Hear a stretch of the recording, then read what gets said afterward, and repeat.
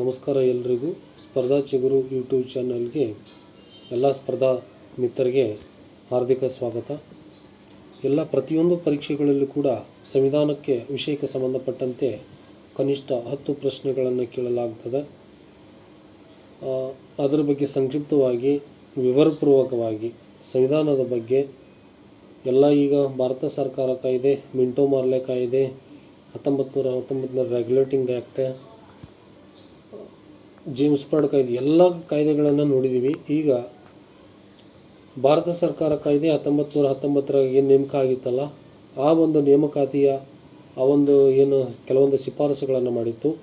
ಅಲ್ಲಿ ಒಂದು ಲೋಪದೋಷಗಳನ್ನು ಸರಿಪಡಿಸುವುದಕ್ಕಾಗಿ ಮತ್ತು ಬ್ರಿಟಿಷ್ ಸರ್ಕಾರ ಸೈಮನ್ ಆಯೋಗವನ್ನು ನೇಮಕ ಮಾಡಲಾಗ್ತದೆ.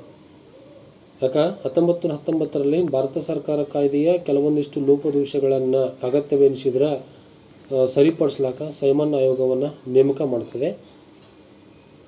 ಈ ಸೈಮನ್ ಆಯೋಗ ಕೆಲವೊಂದಿಷ್ಟು ಅಂಶಗಳನ್ನು ಶಿಫಾರಸು ಮಾಡ್ತದೆ. ಏನಪ್ಪ ಅಂತಂದರೆ, ಫಸ್ಟ್ನೇದ್ದು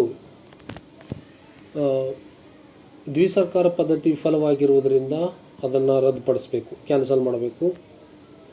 ಎರಡನೇ ಅಂಶ, ಪ್ರಾಂತೀಯ ಆಡಳಿತದ ಸಂಪೂರ್ಣ ನಿಯಂತ್ರಣವನ್ನು ಮಂತ್ರಿಗಳಿಗೆ ನೀಡಬೇಕು ಮತ್ತು ಮಂತ್ರಿಗಳು ಶಾಸಕಾಂಗಕ್ಕೆ ಹೊಣೆಯಾಗಿರಬೇಕು, ಜವಾಬ್ದಾರಿಯಾಗಿರಬೇಕು. ಮೂರನೇ ಅಂಶ, ಭಾರತ ಸಂವಿಧಾನಕ್ಕೆ ಸಂಬಂಧಿಸಿದ ವಿಷಯವನ್ನು ದುಂಡು ಮೇಜಿನ ಪರಿಷತ್ನಲ್ಲಿ ಚರ್ಚೆ ಮಾಡಬೇಕು. ಭಾರತ ಸಂವಿಧಾನಕ್ಕೆ ಸಂಬಂಧಪಟ್ಟಿರ್ತದ ಆ ವಿಷಯವನ್ನು ದುಂಡು ಮೇಜಿನ ಪರಿಷತ್ನಲ್ಲಿ ಚರ್ಚಿಸಬೇಕು. ಈ 3 ಅಂಶಗಳನ್ನು ಸೈಮನ್ ಆಯೋಗ ಹೇಳ್ತದೆ, ಶಿಫಾರಸು ಮಾಡ್ತದೆ. ಆದರೆ ಈ ಸೈಮನ್ ಕಮಿಟಿಯಲ್ಲಿ ನಮ್ಮ ಭಾರತೀಯರು ಯಾರೂ ಇರಲಿಲ್ಲ. ಎಲ್ಲರೂ ಕೂಡ ಬ್ರಿಟಿಷರೇ ಇದ್ದರು, ಬಿಳಿಯರೇ ಇದ್ದರು. ಬ್ರಿಟಿಷರು ಇರುವ ಕಾರಣದಿಂದ ಭಾರತೀಯರು ಸೈಮನ್ ಆಯೋಗವನ್ನು ತಿರಸ್ಕಾರ ಮಾಡ್ತಾರೆ. ಸೈಮನ್ ಆಯೋಗ ತಿರಸ್ಕಾರ ಮಾಡಿಂದ ಕೆಲವೊಂದಿಷ್ಟು ಇತರೆ ಬೆಳವಣಿಗೆಗಳು ನಡೀತವೆ. ಲಕ್ನೋದಲ್ಲಿ ಸರ್ವಪಕ್ಷಗಳ ಸಮಾವೇಶ ಆಗ್ತದೆ. ಅದರ ಒಂದು ಅಧ್ಯಕ್ಷತೆ ಯಾರು ವಹಿಸಿರ್ತಾರಪ್ಪ ಅಂತಂದರೆ, ಲಕ್ನೋದಲ್ಲಿ ಮೋತಿಲಾಲ್ ನೆಹರು ಅಧ್ಯಕ್ಷತೆ ವಹಿಸಿರ್ತಾನೆ. ಲಕ್ನೋದಲ್ಲಿ ಮೋತಿಲಾಲ್ ನೆಹರು ಅಧ್ಯಕ್ಷತೆಯನ್ನು ವಹಿಸಿರ್ತಾನೆ. ಲಕ್ನೋದಾಗ ಮೋತಿಲಾಲ್ ನೆಹರು ಅಧ್ಯಕ್ಷತೆ ವಹಿಸಿರ್ತಾನೆ. ಆ ಅಧ್ಯಕ್ಷತೆ ವಹಿಸಿಂದ ಅವ ಏನು ಹೇಳ್ತಾನೆ, ಮೋತಿಲಾಲ್ ನೆಹರು,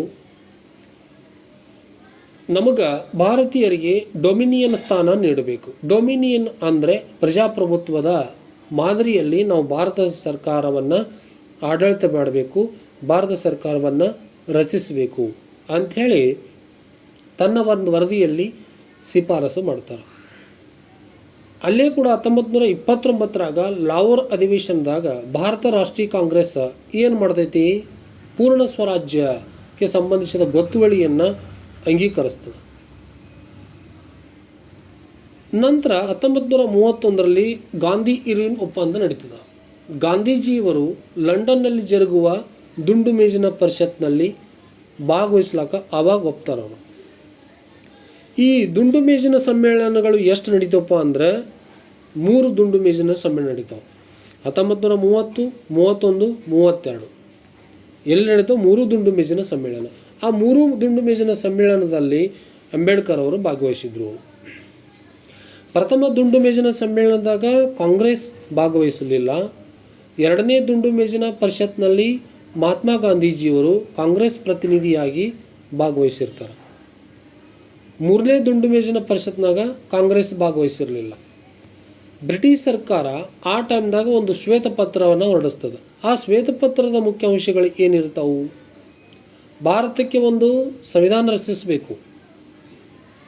ಈ ದುಂಡು ಮೇಜಿನ ಸಮ್ಮೇಳನದಾಗೆ ಒಂದು ಬ್ರಿಟಿಷ್ ಸರ್ಕಾರ ಒಂದು ಶ್ವೇತಪತ್ರ ಹೊರಡಿಸ್ತದೆ. ಆ ಶ್ವೇತಪತ್ರದ ಮುಖ್ಯ ಅಂಶಗಳು ಏನಿರ್ತಾವೆ ಅಂದ್ರೆ, ಭಾರತಕ್ಕೆ ಒಂದು ಸಂವಿಧಾನ ರಚನೆ ಆಗಬೇಕು. ಭಾರತ ಎರಡನೇ ಪಾಯಿಂಟ್, ಭಾರತ ಒಕ್ಕೂಟ ಸ್ವರೂಪದ ಸರ್ಕಾರ ಹೊಂದಬೇಕು. ಮೂರನೇ ಪಾಯಿಂಟು, ಸರ್ಕಾರ ಶಾಸಕಾಂಗಕ್ಕೆ ಹೊಣೆಯಾಗಿರಬೇಕು. ಸರ್ಕಾರ ಏನಿರ್ತದಲ್ಲಿ ಶಾಸಕಾಂಗ ಹೊಣೆಯಾಗಿರಬೇಕು. ನಾಲ್ಕನೇ ಪಾಯಿಂಟು, ತಮ್ಮ ಆಂತರಿಕ ವಿಷಯಗಳಲ್ಲಿ ಪ್ರಾಂತ್ಯಗಳಿಗೆ ಸ್ವಾಯತ್ತತೆ ನೀಡಬೇಕು. ಈಗ ಬ್ರಿಟಿಷ್ ಸರ್ಕಾರ ಶ್ವೇತಪತ್ರದಲ್ಲಿ 4 ಪಾಯಿಂಟ್ಗಳನ್ನು ನೀಡುತ್ತದೆ. ಈಗ ಕೇಂದ್ರದಲ್ಲಿ ದ್ವಿಸರ್ಕಾರ ಪದ್ಧತಿ, ಪ್ರಾಂತ್ಯಗಳಲ್ಲಿ ಜವಾಬ್ದಾರಿತ ಸರ್ಕಾರ ನೀಡಬೇಕು. ಬ್ರಿಟಿಷ್ ಸರ್ಕಾರ ಅಂತಿಮವಾಗಿ ಏನು ಮಾಡ್ತದೆ, ಆಗಸ್ಟ್ 2, 1935 ಒಂದು ಮಸೂದೆಯನ್ನು ಪಾಸ್ ಮಾಡ್ತದೆ. ಏನು ಬೇಡ, ಮತ್ತೊಂದು ಭಾರತ ಸರ್ಕಾರ ಕಾಯ್ದೆ ಅಂತ ಆಗಲಿ ಅಂಥೇಳಿ 1935 ಮತ್ತೊಂದು ಕಮಿಟಿಯನ್ನು ರಚನೆ ಮಾಡ್ತದೆ. ರಚನೆ ಮಾಡಿಂದ ಆ ಒಂದು 1935 ಭಾರತ ಸರ್ಕಾರ ಕಾಯ್ದೆ ರಚನೆಯಾಗಿ ಅದು ಕೆಲವೊಂದಿಷ್ಟು ಪಾಯಿಂಟ್ಗಳನ್ನು ಹೇಳ್ತದೆ. ಏನೇನು ಹೇಳ್ತದೆ, ಭಾರತ ಸರ್ಕಾರ ಕಾಯ್ದೆಯ ಸುಧಾರಣೆಗಳಿಂದ ತೃಪ್ತರಾಗದ ಭಾರತೀಯರು ಇನ್ನೂ ಹೆಚ್ಚಿನ ನಿರೀಕ್ಷೆಯನ್ನು ಇಟ್ಟಿರ್ತಾರೆ. ಕೆಲವೊಂದು ಸುಧಾರಣೆಗಳನ್ನು ತರಬೇಕು, ಕೆಲವೊಂದು ಲೋಪದೋಷಗಳನ್ನು ತಿದ್ದಬೇಕು ಅಂಥೇಳಿ, ಇನ್ನೂ ಹೆಚ್ಚಿನ ಸುಧಾರಣೆ ಆಗಬೇಕು ಅಂಥೇಳಿ ಬ್ರಿಟಿಷ್ ಸರ್ಕಾರವನ್ನು ಒತ್ತಾಯಿಸ್ತಾರೆ. ಆಗ ಬ್ರಿಟಿಷ್ ಸರ್ಕಾರ ಏನು ಮಾಡ್ತದೆ, ಭಾರತಕ್ಕೆ ಸ್ವಾತಂತ್ರ್ಯ ನೀಡಬೇಕು ಎಂಬ ತನ್ನ ಬೇಡಿಕೆಯನ್ನು ಕಾಂಗ್ರೆಸ್ ಮುಂದಿಡ್ತದೆ.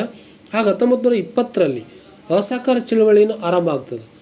ಈ ಹಿನ್ನೆಲೆಯಲ್ಲಿ ಭಾರತೀಯರ ಅಸಂತೃಪ್ತಿಯನ್ನು ಕಡಿಮೆ ಮಾಡುವ ಸಲುವಾಗಿ ಬ್ರಿಟಿಷ್ ಸರ್ಕಾರ 1935 ಭಾರತ ಸರ್ಕಾರ ಕಾಯ್ದೆಯನ್ನು ರಚನೆ ಮಾಡ್ತದೆ. ಜವಾಬ್ದಾರಿತ ಸರ್ಕಾರ ರಚನೆ ಆಗಬೇಕು, 2ನೇ ಮೈಲಿಗಲ್ಲು ಅಂತ ಕರೀತಾರೆ ಇದನ್ನು. ಈ ಕಾಯ್ದೆಯನ್ನು ಏನು 1935 ಭಾರತ ಸರ್ಕಾರ ಕಾಯ್ದೆಯನ್ನು ನೀಲಿ ನಕಾಶೆ ಎಂದು ಕರೀತಾರೆ. ಇದ್ರಾಗ ಭಾರತ ಸರ್ಕಾರ ಕಾಯ್ದೆ ರಚನೆಯಾಗಿಂದ 1921 ಸೆಕ್ಷನ್ಗಳಿರ್ತಾವೆ, 10 ಅನುಸೂಚಿ ಇರ್ತದೆ. ಈ ಭಾರತ ಸರ್ಕಾರ ಕಾಯ್ದೆ ಏನು ಮಾಡ್ತೈತಿ, ಕೆಲವೊಂದಷ್ಟು ಕಾಯ್ದೆಗಳನ್ನು ಜಾರಿಗೆ ತರ್ತದೆ. ಏನೇನು ಈ ಕಾಯ್ದೆ? 1ನೇ ಪಾಯಿಂಟ್, ಈ ಕಾಯ್ದೆ ಪ್ರಾಂತ್ಯಗಳು ಮತ್ತು ದೇಶೀಯ ಸಂಸ್ಥಾನಗಳಿಂದ ಕೂಡಿದ ಅಖಿಲ ಭಾರತ ಒಕ್ಕೂಟ ವ್ಯವಸ್ಥೆಗೆ ಸ್ಥಾಪನೆಯಾಗಬೇಕು. 1 ಒಕ್ಕೂಟ ಪಟ್ಟಿ, ಪ್ರಾಂತೀಯ ಪಟ್ಟಿ, ಸಮವರ್ತಿ ಪಟ್ಟಿ, 3 ಪಟ್ಟಿಗಳಿರಬೇಕು. ಕೇಂದ್ರ ಪಟ್ಟಿ, ರಾಜ್ಯ ಪಟ್ಟಿ, ಸಮವರ್ತ ಪಟ್ಟಿ ಅಂತೀವಲ್ಲ, ಅವು 3 ಪಟ್ಟಿಗಳಿರಬೇಕು. ಈ 3 ಪಟ್ಟಿಗಳ ಮೂಲಕ ಕೇಂದ್ರ ಮತ್ತು ಘಟಕಗಳ ನಡುವೆ ಅಧಿಕಾರ ವಿಭಜನೆ ಆಗಬೇಕು. ಒಕ್ಕೂಟ ಪಟ್ಟಿಯೊಳಗೆ 59 ವಿಷಯಗಳಿದ್ದರೆ ಕಾನೂನು ರಚನೆ ಆಗಬೇಕು. ಇವೆಲ್ಲ ಒಂದು ಉಸ್ತುವಾರಿ ಯಾರು ನೋಡ್ಕೋಬೇಕು? ಕೇಂದ್ರ ಸರ್ಕಾರ ನೋಡ್ಕೋಬೇಕು. 54 ವಿಷಯಗಳ ಮೇಲೆ ಕಾನೂನು ಮಾಡುವ ಅಧಿಕಾರ ಪ್ರಾಂತೀಯ ಸರ್ಕಾರಕ್ಕೆ ಇರಬೇಕು. ಇನ್ನು 36 ವಿಷಯಗಳಿಗೆ ಸಂಬಂಧಿಸಿದಂತೆ ಕಾನೂನು ರೂಪಿಸುವ ಅಧಿಕಾರ ಯಾರಿಗಿರಬೇಕು? ಕೇಂದ್ರ ಹಾಗೂ ಪ್ರಾಂತೀಯ ಸರ್ಕಾರ ಎರಡಕ್ಕೂ ಇರಬೇಕು. ಇದು 36 ವಿಷಯಕ್ಕೆ ಕೇಂದ್ರ ಮತ್ತು ರಾಜ್ಯ ಎರಡೂ ನೋಡ್ಕೋಬೇಕು. 59 ವಿಷಯಕ್ಕೆ ಸಂಬಂಧಪಟ್ಟಂತೆ ಅಧಿಕಾರ ಯಾರು? ಕೇಂದ್ರಕ್ಕೆ ಇರಬೇಕು. ಇನ್ನು 54 ವಿಷಯಗಳಿಗೆ ಸಂಬಂಧಪಟ್ಟಂತೆ ಯಾರದಿರಬೇಕು? ರಾಜ್ಯದ ಪ್ರಾಂತೀಯ ಸರ್ಕಾರಕ್ಕೆ ಇರಬೇಕು. ಒಟ್ಟಾರೆ ಕೇಂದ್ರ ಪಟ್ಟಿ, ರಾಜ್ಯ ಪಟ್ಟಿ, ಸಮವರ್ತಿ ಪಟ್ಟಿ ಇರಬೇಕು. ಫಸ್ಟ್ನೇ ಕಾಯ್ದೆ ಹೇಳ್ತದೆ. ಇನ್ನು 2ನೇ ಪಾಯಿಂಟ್, ಪ್ರಾಂತ್ಯಗಳಲ್ಲಿ ದ್ವಿಸರ್ಕಾರ ಪದ್ಧತಿಯನ್ನು ರದ್ದು ಮಾಡಬೇಕು. ಅದರ ಸ್ಥಾನದಲ್ಲಿ ಪ್ರಾಂತೀಯ ಸ್ವಾಯತ್ತತೆ ಜಾರಿಗೆ ತರಬೇಕು. ಸ್ವಾಯತ್ತತೆ ಪ್ರಾಂತದೊಳಗೆ ದ್ವಿಸರ್ಕಾರ ಪದ್ಧತಿ ರದ್ದು ಮಾಡಬೇಕು, ಸ್ಥಾನದಲ್ಲಿ ಪ್ರಾಂತೀಯದಲ್ಲಿ ಸ್ವಾಯತ್ತತೆಯನ್ನು ಜಾರಿಗೆ ತರಬೇಕು. ತಮಗೆ ನಿರ್ದಿಷ್ಟಪಡಿಸಲಾದ ವ್ಯಾಪ್ತಿಯಲ್ಲಿ ಆಡಳಿತದ ಘಟಕಗಳಾಗಿ ಕಾರ್ಯನಿರ್ವಹಿಸುವ ಅವಕಾಶ ಪ್ರಾಂತ್ಯಕ್ಕೆ ನೀಡಬೇಕು. 2ನೇ ಪಾಯಿಂಟ್. ಇನ್ನು 3ನೇ ಪಾಯಿಂಟ್, ಕೇಂದ್ರದಲ್ಲಿ ದ್ವಿಸರ್ಕಾರ ಪದ್ಧತಿಯಂತೆ ಅಳವಡಿಸಿಕೊಳ್ಳೋಕೆ ಅವಕಾಶ ನೀಡಬೇಕು. ಈ ಕೇಂದ್ರ ವಿಷಯಗಳು ಏನೇನು ನೋಡ್ಕೋಬೇಕು? ಮೀಸಲು ವಿಷಯಗಳು ಮತ್ತು ವರ್ಗಾಯಿಸಲ್ಪಡುವ ವಿಷಯಗಳನ್ನು ವರ್ಗೀಕರಣ ಮಾಡಬೇಕು. ಏನೇನು? ರಕ್ಷಣೆ, ವಿದೇಶಾಂಗ ನೀತಿ, ಆದಿವಾಸಿ ಪ್ರದೇಶದ ಆಡಳಿತ ಮುಂತಾದ ಮೀಸಲು ವಿಷಯಗಳಿಗೆ ಸಂಬಂಧಪಟ್ಟಂಥವುಗಳು ಕೇಂದ್ರ ವಿಷಯ ನೋಡ್ಕೋಬೇಕು. ಗವರ್ನರ್ ಜನರಲ್ ಮತ್ತು ಕಾರ್ಯನಿರ್ವಾಹಕ ಮಂಡಳಿ ಇವೆಲ್ಲವೂ ಕೂಡ ಕೇಂದ್ರ ಸರ್ಕಾರ ನೋಡ್ಕೋಬೇಕು. ಇನ್ನು 4ನೇ ಪಾಯಿಂಟ್, 11 ಪ್ರಾಂತ್ಯಗಳ ಪೈಕಿ 6 ಪ್ರಾಂತ್ಯಗಳಲ್ಲಿ ದ್ವಿಸದನ ಶಾಸಕಾಂಗ ಪದ್ಧತಿ ಅವಕಾಶ ನೀಡಬೇಕು. ಅದರಂತೆ ಬೆಂಗಾಳು, ಬಾಂಬೆ, ಮದ್ರಾಸ್, ಬಿಹಾರ್, ಅಸ್ಸಾಮು, ಯುನೈಟೆಡ್ ಪ್ರಾವಿನ್ಸ್ಗಳಲ್ಲಿ ದ್ವಿಸದನ ಶಾಸಕಾಂಗ ಪದ್ಧತಿ ಜಾರಿಗೆ ಬಂದಬೇಕು. ಮೇಲ್ಮನೆಯಲ್ಲಿ ಲೆಜಿಸ್ಲೇಟಿವ್ ಕೌನ್ಸಿಲ್ ಇದ್ದರೆ ಕೆಳಮನೆಯಲ್ಲಿ ಲೆಜಿಸ್ಲೇಟಿವ್ ಅಸೆಂಬ್ಲಿ ಇರಬೇಕು. ಉಳಿದ 5 ಪ್ರಾಂತ್ಯಗಳಲ್ಲಿ ಉಳಿದ 5 ಪ್ರಾಂತ್ಯದೊಳಗೆ ಏಕಸದನ ಶಾಸಕಾಂಗ ಪದ್ಧತಿ ಇರಬೇಕು.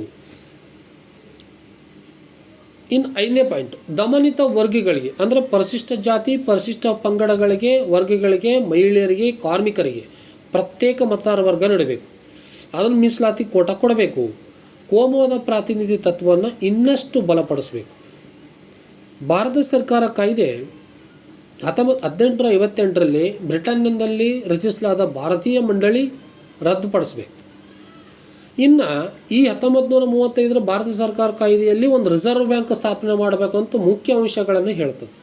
ಇನ್ನು 7ನೇ ಅಂಶ ಏನು ರಿಸರ್ವ್ ಬ್ಯಾಂಕು, 8ನೇ ಅಂಶ ಒಕ್ಕೂಟ ಲೋಕಸೇವಾ ಆಯೋಗದಲ್ಲಿ ಪ್ರಾಂತೀಯ ಲೋಕಸೇವಾ ಆಯೋಗ ಮತ್ತು ಜಂಟಿ ಲೋಕಸೇವಾ ಆಯೋಗ ಸ್ಥಾಪನೆ ಮಾಡಬೇಕು ಅಂತ ಹೇಳ್ತದೆ. ಒಕ್ಕೂಟ ಲೋಕಸೇವಾ ಆಯೋಗ, ಒಕ್ಕೂಟದ ಪ್ರಾಂತೀಯ ಲೋಕಸೇವಾ ಆಯೋಗ, ಇನ್ನು ಜಂಟಿ ಲೋಕಸೇವಾ ಆಯೋಗ. ಭಾರತದಲ್ಲಿ ಪ್ರಥಮ ಬಾರಿಗೆ ದೆಹಲಿಯಲ್ಲಿ ಒಕ್ಕೂಟ ನ್ಯಾಯಾಲಯವನ್ನು ಸ್ಥಾಪನೆ ಮಾಡಬೇಕು. ಹೀಗಾಗಿ ಇದು ಇಷ್ಟು 9 ಅಂಶಗಳನ್ನು ನೀಡುತ್ತದೆ. ಎಲ್ಲರಿಗೂ ಧನ್ಯವಾದಗಳು. ಸಬ್ಸ್ಕ್ರೈಬ್ ಮಾಡಿ, ಶೇರ್ ಮಾಡಿ.